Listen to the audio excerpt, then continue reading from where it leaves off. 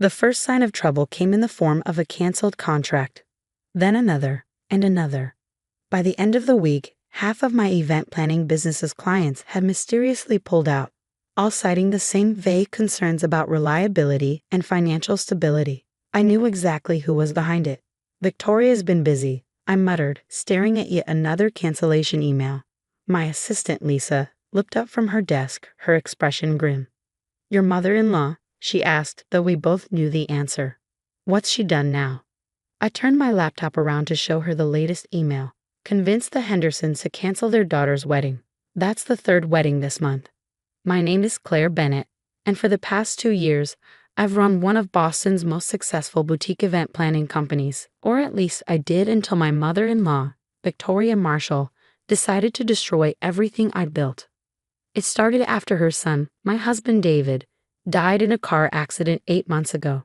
Victoria had never approved of me, convinced I'd married David for his family's money. The fact that I'd signed a prenup and started my own successful business didn't matter to her. In her eyes, I would always be the gold digger who wasn't good enough for her precious son. But this, actively sabotaging my business, this was a new low, even for her. "We need to do something," Lisa said, her voice tight with anger. "She can't just get away with this." I smiled, thinking about the thick envelope sitting in my desk drawer. "Don't worry, she won't." What Victoria didn't know, what no one knew except my lawyer, was that 6 months ago, I purchased her beloved family mansion at a private auction. The Marshall family estate, a sprawling Victorian mansion that had been in their family for generations, had been secretly mortgaged by Victoria's late husband to cover gambling debts. When the bank put it up for auction, I'd been there, bidding through a shell company. Victoria had no idea she was essentially living in my house. My phone buzzed. Speak of the devil. "Hello, Victoria," I answered, keeping my voice neutral. "Claire, darling," she purred, her voice dripping with false sweetness. "I just heard the most disturbing news about your little business. Clients dropping like flies. How unfortunate." I could practically hear her smirk through the phone. "Yes, it is rather unfortunate," I replied calmly. "I don't suppose you know anything about that?" She laughed, the sound sharp and cold. "Oh, please, don't blame me for your incompetence. I simply shared my concerns with a few friends. If they chose to take their business elsewhere, well, that's hardly my fault." "Of course not," I said, my free hand tightening around a pen. "Though I have to wonder why you're so invested in seeing me fail." "Invested?" she scoffed. "Don't flatter yourself. I just think it's time you accepted reality. Without David's connections, without his family's influence, you're nothing. You should have taken the money I offered and disappeared after the funeral." Ah yes, the generous offer she'd made at my husband's funeral. A check for $500,000 if I agreed to leave Boston and never return. I'd torn it up in front of her. "I'm not going anywhere, Victoria," I said firmly. "This is my home, my business, my life." "We'll see about that," she snapped before hanging up. I set the phone down, my hands shaking slightly with anger. Lisa watched me with concern. "What are you going to do?" I reached for my desk drawer, pulling out the envelope. "I'm going to remind Victoria that actions have consequences." Inside the envelope was a notice of eviction prepared by my lawyer and ready to be served. According to the terms of the auction sale, Victoria had been allowed to remain in the mansion as a tenant, paying rent to what she thought was an investment firm. But that arrangement could be terminated with 30 days' notice. I'd been holding on to it, waiting for the right moment. Victoria had just given it to me. "Lisa," I said, standing up, "cancel my afternoon appointments. I need to see my lawyer." An hour later, I sat in James Chen's office, watching as he reviewed the eviction notice. "Everything's in order," he said, looking up at me. "But are you sure about this? Once we serve the notice, there's no going back. Victoria will know you own the house." I thought about all the clients she'd scared away, the lies she'd spread about my business, the years of snide comments and barely veiled insults. "I'm sure," I said firmly. "It's time Victoria learned she can't bully people without consequences." James nodded, reaching for his phone. "I'll have the process server deliver it first thing tomorrow morning. You might want to be somewhere public when she gets it." I smiled grimly. "Oh, I know exactly where I'll be." The next morning, I sat at my favorite cafe, sipping coffee and waiting. The process server would be delivering the notice at 9 a.m. sharp. It was now 9:15. Right on cue, my phone exploded with notifications. First came the text messages, all caps and full of rage. How dare you? This is impossible. You sneaky little witchy. Then came the phone calls, which I let go to voicemail. Finally, an email arrived. You think you're clever, don't you? Buying my family's home through some shell company? This is a new low, even for you. But if you think I'm going to let you get away with this, you're sadly mistaken. I have friends in high places, connections you couldn't even imagine. By the time I'm done with you, you won't be able to plan a child's birthday party in this town. I forwarded the email to James, adding it to our growing file of Victoria's threats and interference. Then I picked up my phone and dialed a number I've been saving for just this moment. Hello, Richard? It's Claire Bennett. Remember that exclusive interview you wanted about Victoria Marshall's gambling scandal? I think I'm ready to talk. Richard Chen, no relation to James, was an investigative reporter who'd been trying to write a story about how the Marshall family fortune had been gambled away. Until now, I declined to comment out of respect for David's memory. But Victoria had forced my hand. I'll tell you everything, I said into the phone. About the mortgages, the debts, the auction, and about how Victoria's been systematically trying to destroy my business since David died. Richard was silent for a moment. This is going to be explosive, he said finally.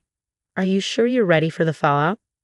I thought about all the clients Victoria had scared away, all the events we'd lost, all the employees I might have to lay off if things didn't turn around.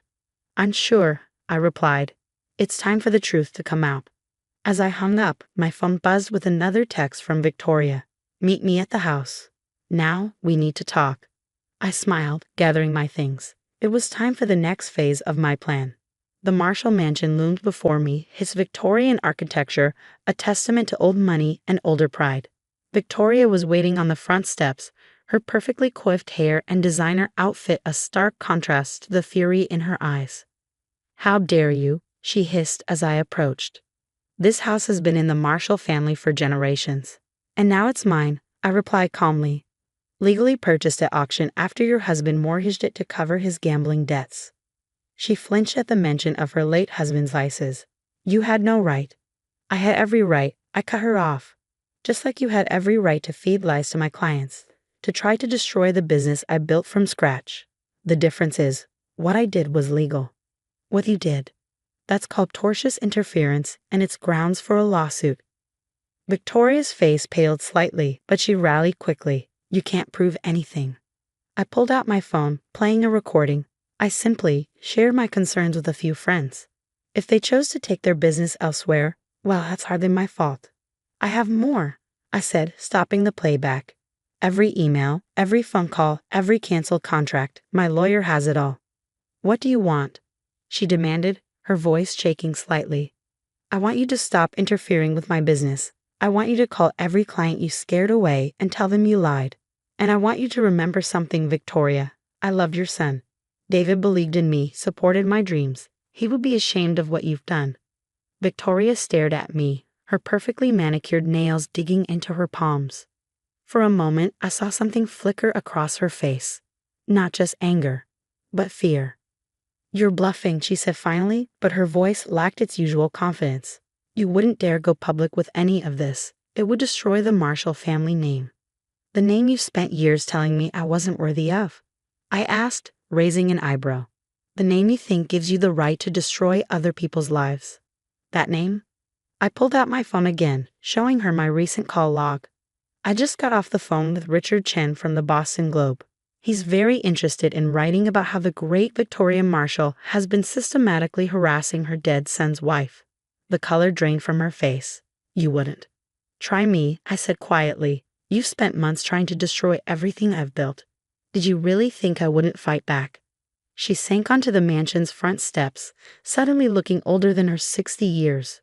You don't understand, she whispered. This house, it's all I have left. For a moment, I felt a flicker of sympathy.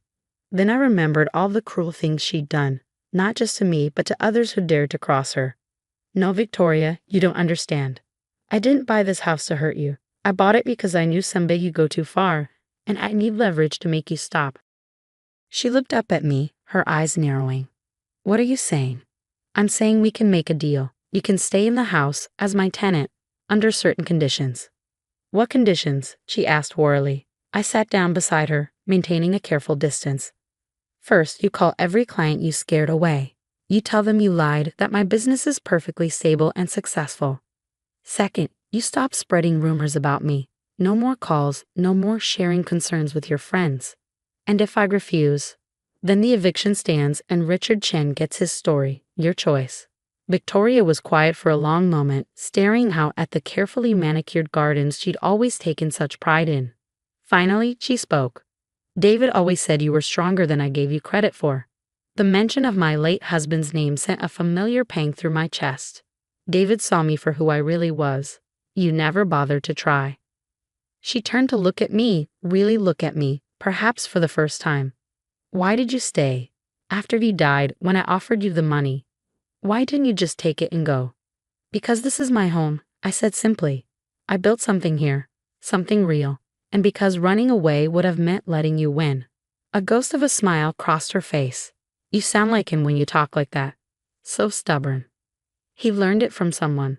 I replied, thinking of all the times David had told me stories about his mother's legendary determination.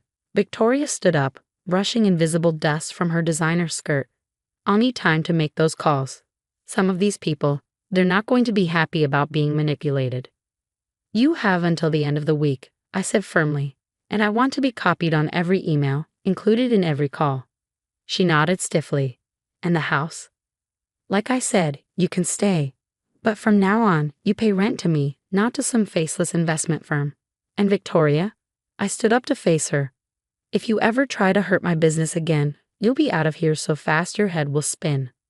The next few weeks were interesting, to say the least. True to her word, Victoria made the calls. Some clients came back immediately, apologetic and embarrassed at having been missiled. Others took more convincing, but slowly, steadily, my business began to recover. More surprising was the subtle shift in Victoria's behavior. The snide comments stopped. The cold looks became less frequent. And one day, about a month after our confrontation, she showed up at my office unannounced. I need your help, she said, looking uncomfortable. The garden club is hosting their annual charity gala, and our usual event planner just backed out. I stared at her, wondering if this was some kind of trap. You want me to plan the garden club gala? She nodded stiffly. You're the best in the business. Everyone says so. Even I have to admit your work is impressive. Coming from Victoria, this was practically a declaration of undying admiration. I bit back a smile. I'll need complete creative control, I said. No interference, no second-guessing my decisions. Fine, she agreed quickly, too quickly. But perhaps we could discuss some ideas. Over lunch? And that's how I found myself having weekly lunch meetings with my mother-in-law, planning what would turn out to be the most successful garden club gala in recent memory. It wasn't all smooth sailing, of course. Victoria was still Victoria, opinionated, demanding, and convinced she knew best about everything. But something had changed. There was a grudging respect now, an acknowledgement that perhaps I wasn't the gold digger she'd always assumed I was. 6 months after our confrontation on the mansion's steps, I sat in my office reviewing the year's finances with Lisa.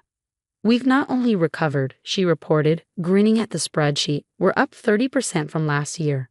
The Marshall Garden Club Gala opened up a whole new market for us. I nodded, thinking about how things had changed. Victoria's connections aren't so bad when they're working for us instead of against us. Speaking of Victoria, Lisa said hesitantly, she left something for you this morning. She handed me an envelope. Inside was a key and a note. Claire, the east wing of the mansion has been empty since Arthur died. It seems foolish to waste the space when you're paying ridiculous rent for that tiny office downtown. Consider this a business proposition. You can run your company from here, and I'll finally have someone to share this ridiculous house with. Victoria. I stared at the note, remembering all the times Victoria had told me I didn't belong in the Marshall family home. Now she was inviting me in. The next day, I went to the mansion to inspect the east wing. Victoria was waiting, trying to appear casual but clearly nervous. The light is good for an office, she said, leading me through the rooms. And there's plenty of space for your team. She was right. The space was perfect. High ceilings, large windows, even a separate entrance for clients. But more importantly, it felt right. This was where David had grown up, where we had our wedding reception, where we planned to build our future before fate had other ideas. "There's one condition," Victoria said suddenly, stopping in what could be my new office. I tensed, waiting for the other shoe to drop. "Sunday dinners," she continued. "If you're going to be working here, we should at least have dinner once a week, to discuss business, if nothing else." I looked at her, this proud, difficult woman who had caused me so much pain, but who was now, in her own way, trying to make amends. "I have one condition too," I replied. "No more secrets, no more games. If you have a problem with me or my business, you tell me directly." She nodded slowly. "I suppose I deserve that." "Yes," I agreed. "You do." 2 weeks later, my company moved into the east wing of the Marshall Mansion. The irony wasn't lost on anyone. The business Victoria had tried to destroy was now operating under her own roof. But something unexpected happened as the weeks turned into months. The mansion, which had felt cold and imposing for so long, began to feel like home. Victoria, who had once been my greatest enemy, became, if not exactly a friend, then at least a respected ally. One Sunday evening, almost a year after our confrontation, Victoria and I sat in a garden after dinner. The sun was setting, casting long shadows across the lawn where David and I had once planned to raise our children. "He would have loved this, you know," Victoria said quietly. "Seeing you make this place your own, watching your business grow." I felt tears prick at my eyes. "I think he'd be happy to see us getting along too." She reached over and squeezed my hand, the first time she ever initiated physical contact. "I was wrong about you, Claire. I see that now." "Better late than never," I replied, managing a small smile. Later that night, as I walked through the mansion's halls, I thought about how life takes unexpected turns. I had bought this house as a weapon, a way to fight back against Victoria's cruelty. Instead, it had become a bridge, a way for two grieving women to finally understand each other. The next morning, I arrived at my office in the East Wing to find a small package on my desk. Inside was my grandmother's antique brooch, the one Victoria had always claimed was a cheap copy of a Marshall family heirloom. The note read simply, "Welcome to the family, finally. V." I pinned the brooch to my jacket, smiling at how things had changed. Victoria had tried to destroy my business, but in doing so, she forced us both to face some uncomfortable truths. Sometimes the greatest victories come not from defeating your enemies, but from turning them into allies. And sometimes, just sometimes, the house you buy for revenge becomes the home you never knew you needed.